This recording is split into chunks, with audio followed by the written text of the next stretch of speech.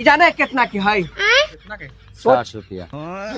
30 रुपया 30। हाँ सही बोला तू। 60 रुपया से 1 पैसा कम है। औकात के हिसाब से साले बोल देला सर। बात तो सही है। वही आदमी पिया है जेकरा संपत्ति रहे, जेकर बीघा के बीघा जमीन रहे, जेकर बाबू खानदानी संपत्ति बनेले रहतिन, जेकर करोड़ों के प्रॉपर्टी ऐसी सड़ते रहे। तो तू कल ले ले भाई। हमर करोड़ों के संपत्ति है। ये एगो डिब्बा जाने कितना क्या हुआ है? 33,000 के। बाप रे 33,000 के। 33,000 के। अरे हेने आओ, मर मत जो। 33,000 के एकरा अगर तू पील में ना भाई तो देह में ना भैंसा के शक्ति आ जतो। एकदम भैंसा के शक्ति। जैसे मोटर में हॉर्स पावर होता है ना, औसी एकरा में भैंस पावर रहा है। देख रहा जाबे कि नहीं ऐसे देख, एकरा ऐसे हमेशा करके पियल जाए।